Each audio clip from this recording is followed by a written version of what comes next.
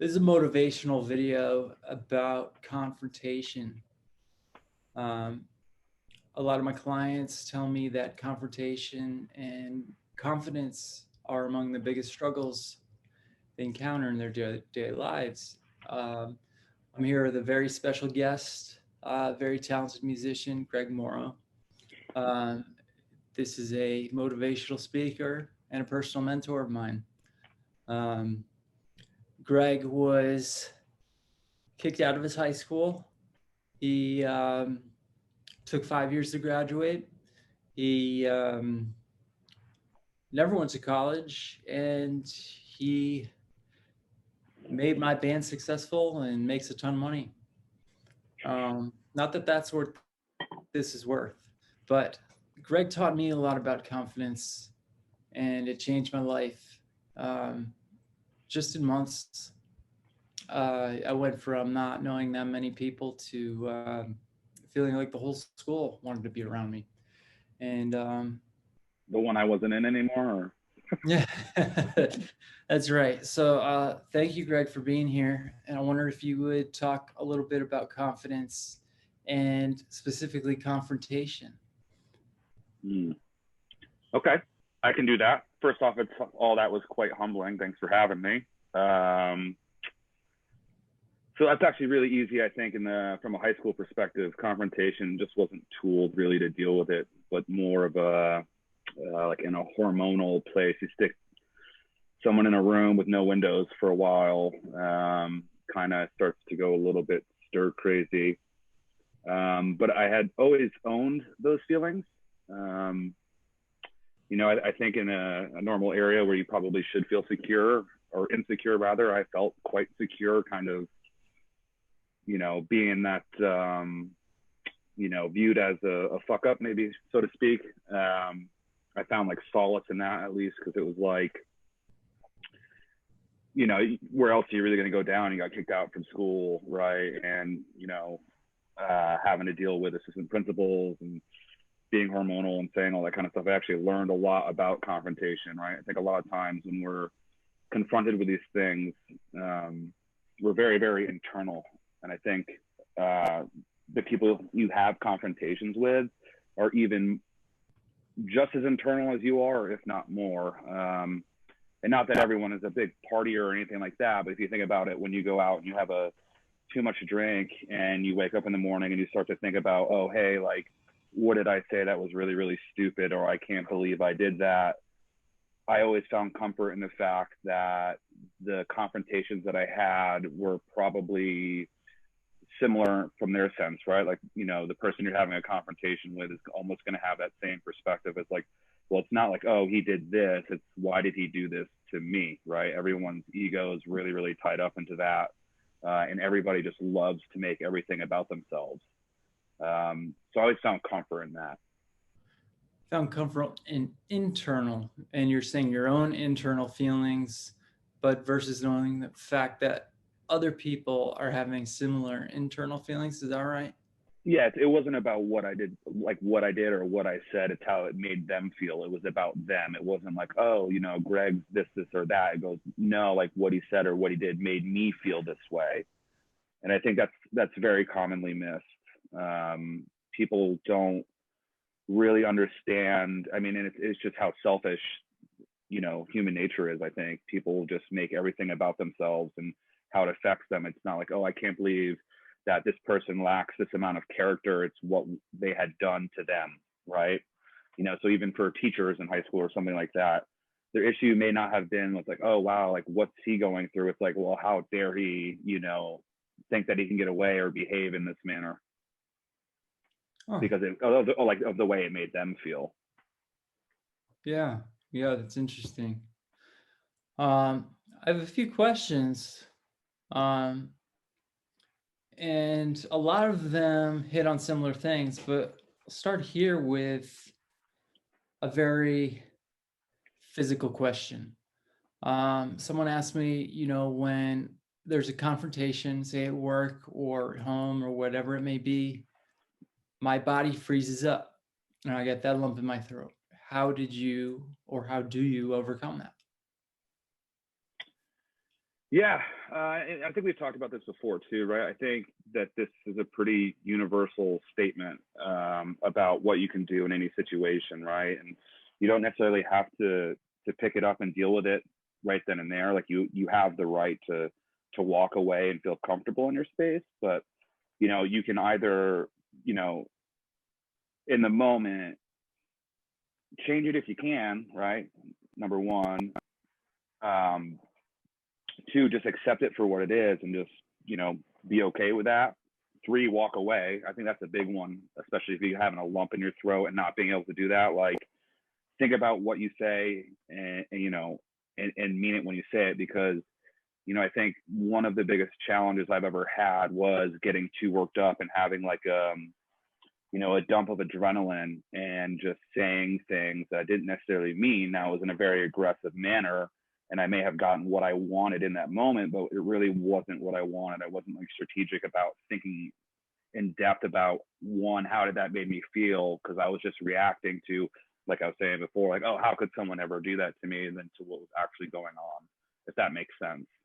And I always found that, and like sometimes, if you have the foresight to see it, and you're being, almost having I don't want to say a sense of empathy, but if you could quickly have the emotional intelligence to understand where someone's coming from, you don't need to have that, but you don't need to address anything in an urgent matter. I mean, there are certain things like health issues and physical issues and things like that you may need to address, but I think it's taking a deep breath and just letting it be there for a moment, right? And then coming back to it with a sense of intelligence and thought. And if you can say that confidently and walk away and be okay, and then when you come back more, your words are going to mean 10x than what they did in a heated moment. So instead of coming back and apologizing, you really thought about it, you've taken a deep breath, and then you execute your feelings, right? Your actual feelings, rather than like this big adrenaline fluttering dump of whatever it is our bodies do, which is different for everybody. Yeah, sure. And so it sounds like when you were younger, at least, you were reactive more with how you felt. You let that control, which leads me to another question I was asked is, how do you respond without using the emotion of anger? Or do you have to use the emotion of anger? Or how many of us say, I thought of the perfect thing to say 10 minutes later? Right. I think a lot of people do that. I think it depends on the situation, right? And the relationship of who you're talking to, and why. Like, is that like, is it a person who's like on your list that you care about, or is it somebody who's just saying something that you don't want to hear or probably don't even believe in, but feel offended because they, someone you don't really give a shit about feels a certain way about you? There's a big difference in how you react. So it's really situational. Okay, so people who you care what they think versus people who you don't care. Am I understanding that Yeah. correct? Yeah, absolutely. I mean, I have, I mean, that's kind of how I go about it, right? It's like I have my list of things I care about and that serve me. And I don't mean that necessarily in a selfish way. And when I'm in a situation and it's with a person or a situation that doesn't really serve me, I'm not gonna get worked up and care about it, right? Now, if it's someone who I do care about, I'm gonna be completely honest with how I feel, but try not to let my emotions get the best of me. And what that really um, allows me to do is, one, the other person's expecting me to react in a certain way, but two, really kind of like show them that, like, hey, you are on that list of things I care about. And like what you said, does bother me. But if you say that and you mean it, you're actually coming from a place of security and strength, where if you care, if you give a shit about what someone else thinks about you, and yet you go through a process with that other person, and it comes from a place of security and strength, like even being secure with your insecurities, to me, there's nothing stronger than that. And I can't,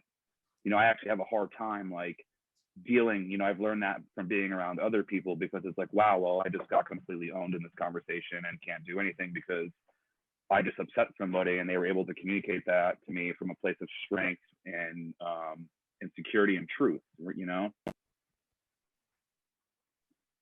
Yeah. Yeah. And I'll tell you what, after getting to know a lot of great people, I keep hearing a lot of the same stories that are really one-sided, and maybe more one-sided than you're talking about as you come to age and realize things on both stands. What I remember about being younger and meeting you is not knowing what to say to somebody who was just totally taking advantage of me. And then you stepped right up without hesitation and told them to go F off. And wouldn't expect you to be the person to come to do that. But it was more so that like someone's looking out for me, and this person, it's just it just blew my mind. You didn't care what they thought. Like you didn't care. So let me throw a few examples out here, because I think there's a lot of people that would really like to feel that like someone's on my side. You know what I mean? So, say someone's getting taken advantage of at work by a boss that's sending inappropriate messages, calling at 2 in the morning, offering money for threesomes, things like that, just totally inappropriate stuff. And you're, a female, and you feel intimidated. This is the owner. This is something, you know, I, how do you deal with that? Or what do you have to say about that? Well, one, I think it's inappropriate, and I think if it was at like a larger company, right, there are resources there, but this may not be a scenario where that would be the case. But I think, I mean, I would just tell the person to kindly go fuck themselves. I wouldn't really care about losing my job if you're that uncomfortable, and if it's that hard. There are other things out there of value that you could spend your time and like be around, right? Like you don't you only have so much space that you can fill with things, and if you make the choice to fill that space with the things that serve you and that are good for you, you can kind of kill some of that other space, right, that allows and invites inappropriate behavior, things that make you feel small, or things that are really really hard to deal with. You have the power to walk away and also know that there are better things ahead of you, because a situation like that is really really not serving to anybody.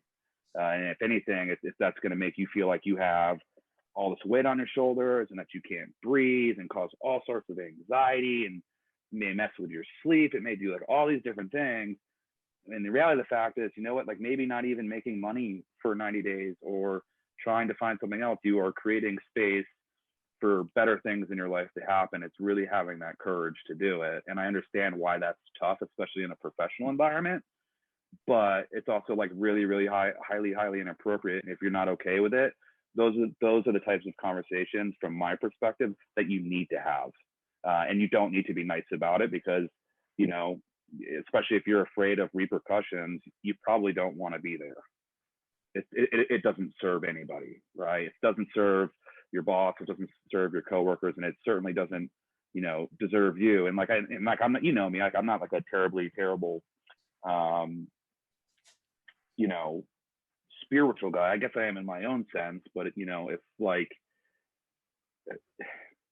I can't really find the words to explain. It just doesn't really serve the person to stay in that environment. And I know how that can be tough, but yeah, I mean, I would tell the guy to go fuck himself. Okay. All right. And I think you're absolutely right. But let's talk a little bit more about that and what that takes. And we'll use, other examples. People who work the hardest seem to get taken advantage of and get more duties put on them because they're willing to take it.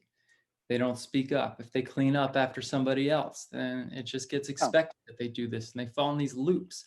So where do you go from feeling intimidating and it's a lump in your throat to say something, to be able to say, hey, you know what? Fuck you. I don't deserve this. Because everyone has Yeah. deserve what needs to be met. Right. Well, but everyone also deserves to be treated with respect, right? And I think maybe this is not relevant, but I was going to say it before just because it somehow popped in my head about Buddha. Like, you know, he said, you more than anybody in the world deserve love and affection, right? So people treat other people more importantly, or that they're more important than themselves. And like that goes, I wouldn't say across the board, but it is really, really true, right? And, Can you say and that one another more thing, time? what's that? What you just said? I don't remember what it was. I was just speaking off the People cuff. treat other people more importantly. Yeah, than they do themselves, right? They think that, that opinion is more important than their own opinion, whether that's about themselves or actually someone who says is on that list of things that you do give a crap about. Again, it's just not, that's not a good place to be in. And I think also in work too, like depending on what your job is and what you do, work is not always, hey, they're just paying you for your work ethic. Sometimes they're paying you for your experience. And just because you may have 10 years of experience in a specific industry doesn't mean, and I can tell you this from my own perspective, right? Like they don't pay me to work 40 hours a week or 50 hours a week. Sometimes that require it. Absolutely. They pay me for my experience. Now, again, that's very, very unique to what your position is and what your job would be at work. But at the end of the day, you know what I mean? You need to be taking better care of yourself, because if you're not taking good care of yourself, you're going to be no good to anybody, whether in a professional environment or in your relationship. And how about relationships where first of all, I'd like to hear what you have to say about relationships where there's domestic abuse, and what kind of people, sometimes I think people forget that they get so used to things that they forget that people aren't that way or shouldn't be that way, and that certain things are so atrocious. Yeah. I think. I don't know. What do you think? Well, I think especially in domestic abuse, it's usually not just right off the rip, right? Like it's little by little and little. And it's, I think a lot of abusers are really, really intelligent in a way of how they go about exposing that. And then it becomes the norm because it was such a slow progress, right? Like if someone went out on a date, if I went out on a date and someone hit me the first night, or, was talking down to me, like I'm not going to go out with that person again. But it's a little bit different when you're emotionally invested. First off, abuse should never be tolerated. But I also think, I've spoken to people who also are in this negative feedback loop of putting themselves, in a situation where that's okay, more than once, right? Like that needs to be addressed. It needs to be addressed quickly. A good friend of mine has been in a situation where she's, been abused 6-7 times or whatever. And it gets to the point, it's like, and not even by the same man. It's like, like you really have to think about, what are the choices you're making to put you into this situation? Because you don't, nobody deserves that, right? And is it an insecurity? Is it like you feel like, you're not deserving of not only emotional respect but physical respect, right? Like, and I think after it happens more than once, it becomes a little bit, easier to continue to do that. So I think that there's got to be a level of ownership on the side of saying, hey, this is not okay. And I know it's not an easy decision to make, not an easy thing to go through, but it's easier than staying there and being in that situation. I think it's really, really paramount and important to be able to realize, and when those situations happen, and it doesn't even have to be in a relationship, or it can be in work, or it can be wherever it is, that if it doesn't feel okay, that's okay, and you can walk out the door and you can leave. No one's making you do that, right? But again, that type of situation I think is unacceptable on every level. I hate to see when people get caught up in it more than once. Yeah, you're right. It's a difficult thing to discuss. So maybe you could tell us a few examples of when you didn't do the normal thing, or when you didn't back down, or maybe when you went what some people would call too far, but you knew you were right, and how that worked out for you. to give some people an example of. Yeah, sure. So I mean, there's probably there's a few. You know, I think in a work environment, I've been in plenty of high pressure, you know, situations with you know immature people who didn't really lack or I'm sorry lack the leadership skills and just normal like emotional intelligence to even understand how to talk to people like you know, and maybe I'm guilty of that too, right? Like because of being a little bit more aggressive in the way that I speak, and I like to speak the truth.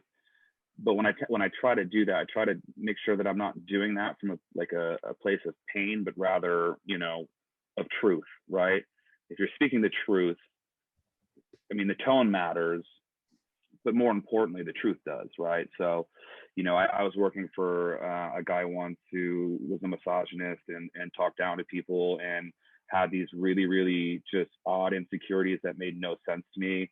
You know, super tough guy, you know, into guns and into, and not that that makes you a tough guy or anything like that. That's not what I mean by it. But, you know, bragging about, you know, his time with women and stuff like that, where you could just tell that he was just such a, like a hurt little person and had to puff his chest up and be very, very confrontational and just drawed my line in the sand, you know, like does talking to me like that make you feel like a man? Do you feel like a bigger man now? I mean, if it makes you feel better to you know, talk to me in that way, like you're not going to make me feel small, you know, but all I want to know, does that make you feel better? Because if it does, at least you know, I know that and I can just move on through it and not and really treat it as it is because, you know, I just didn't give a shit. I just wanted not, you know, I needed to know. And part of it was standing up for myself, I think a little bit too, but I needed to know, like, is this just based on your insecurities or are you really like really trying to like, you know, fight me in the middle of an office and ask me to go outside? You know what I mean? Like I'm here to work, man. I'm like, I'm not trying to do that. If anything, I like a little bit more calmer, cooler, collected stuff. So, you know, he would push my boundaries to see how much I would get fluttered. And you know, is that the appropriate way to deal with a situation? I don't know. Did it work for me? It did, you know? I think that's awesome. You went underneath the level to a psychological standpoint of where it was coming from, and you call them right out. Yeah. Uh, I Yeah. think that's a step maybe most people don't even think of taking. That's great for you, man. And what did he say back? How did it turn out? Oh, it turned out great. I ended up leaving. I left that there and I was totally okay with it. I'm in a better situation now for sure. You know, and I think that's where, you know, I think a lot of the times we lack that level of empathy where when someone comes at you or you feel insecure or like you're having an issue with something, is really like where that other person, where that's coming from.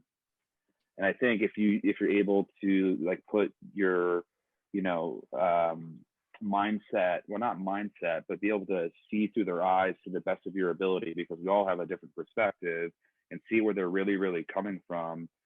It's not about typically it's not about you. You know what I mean? In a confrontation. That's what I meant when everybody is so inward that when someone's got a problem, it's more about what's been done to them, whether it's in that situation or prior. And I think you can find comfort in that. And not only that, strength too. Like I said earlier, I couldn't say it anymore. It's more important for you to be good to yourself than to anybody else, because if you're not good to yourself and you're not taking care of, you know, your own business, you know, emotionally and mentally, and caring for yourself, you're not going to be as good as you can be around the people who are on that list or the things that are on that list. And we could talk a later time about this list thing that I keep referencing, what that really is. You know, I just have a list of the things I give a shit about. And if it doesn't fall into that bucket, I don't, you know, I got better things to invest my time and emotions and attitude in. Yeah, wow, that's really powerful stuff. Um, Let me let you go with one more thing here, but you know, I know that there's a lot of people that struggle with this, and I don't know if it has to do with what's going on in the country or smaller level. Like you said, people are very much inside their own heads. And don't be afraid to be yourself right now. No one's going to judge you. People know who you are. I think you've expressed that. What words of advice would you give to some of the people that are struggling like this? Some of the people that are society's nicest people and getting taken advantage of it because they're so nice, or the people that are afraid to stick up for themselves and they're great people, but other people like to take advantage of it, just like you said. Yeah, it's a really great question. I think it really depends on the person, and what their strengths are. You know, I don't spend a lot of time in my weaknesses. I never have. I'm more into double downing on my strengths and letting those grow, and then try to leverage those in those types of situations. And right now is a really, really weird time, I think, just with the level of isolation. I think one, it's okay to feel insecure and not want to talk to people or avoid confrontation. But if you know, you really got to ask yourself why. And then also, like, not only why, like, what are you not getting it? Like, in that situation, what are you now not getting because of your fear of confrontation? In fact, confrontation and chaos is usually typically when humans are at their best. You know, when you put your chin up a little bit and you go, you know what, like, this is easy, and you walk through that and do that, those are moments of wins and growth, right? It's the moments where maybe you lack the courage, or maybe it's not even lacking courage. Maybe it's an insecurity, or maybe it's just because the other person on the other side of it is maybe really, really aggressive and like super, super abusive, or whatever it may be. But to have to have the courage and self-awareness to really walk through that space and address it, I think after, and I know it's scary as hell, and I've gone through this so many times, but the best times after is when I've really just dealt with a confrontation head on, and almost where it was like, you know what, this is so wrong to me, and I'm so secure with my own insecurities that like I can leverage that as a place of strength and say those things outwardly and not feel small, is to try to get yourself to a place like that. Because like after you go through a tough situation or something that you're really, really scared of, the moments after that is where like you really have big growth, and like even like, you know, glimmers of happiness come in and stuff like that, where you're proud of yourself and you stood up for yourself. And, you know, and I hate to say it, you know, like it's a little bit different now in my older age, but, you know, I'd be lying if I said that there weren't times that I've been in a scenario where I could tell someone to go fuck themselves like that and walk away, and actually have a, you know, some gratification from it. I don't hang on to it for long, you know, but in that moment, you know, like, oh, you know, to have the look on someone's face, like you were saying before, like if, you know, an inappropriate thing at work or whatever, if you know, can quickly get to that place, it also lets people know how to respect and treat you, and that you're not allowing that to happen. Right off the bat, almost, you're saying.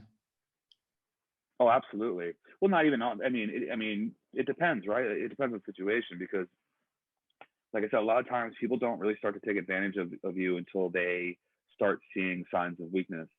But when you can actually show them like a big thing of strength, and realize and say it for what it is, and then they see it, then they see their own weakness. You're just holding up a mirror, right? And that'll really get people to stop fucking with you. Holding up a mirror. I like that. Yeah. I like that a lot. All right, Greg. Well, yeah, I wrote a lot of that down, so thank you. Do you have information like social media or something? Maybe people might want to reach out and ask you some questions. Yeah. I don't know what's the best one, but I'm looking it up on my Instagram right now. I'm G Mauro, GMAURO on Instagram. I'm under Greg Mauro on Facebook. You can email me, gmauro1429@gmail.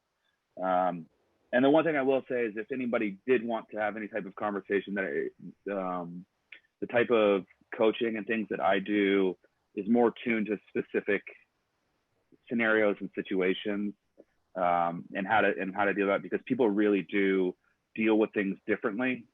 But yeah, I mean, feel free to reach out at any time. I'm happy to talk to anybody. Get that flex on. Yeah, man, you have a unique way of making people feel supported. And I thank you for doing all this. For anyone who doesn't know, Greg has volunteered his time and volunteered his responses. So that says a lot about where you're at and where you've come from and how this has worked for you, that you want to give back. I appreciate that. Yeah, man. Life's tough, man. Keep your chin up. Chaotic times. But those are the best. You'll learn. All right. Well, thanks so much, Greg. And I'll see you around.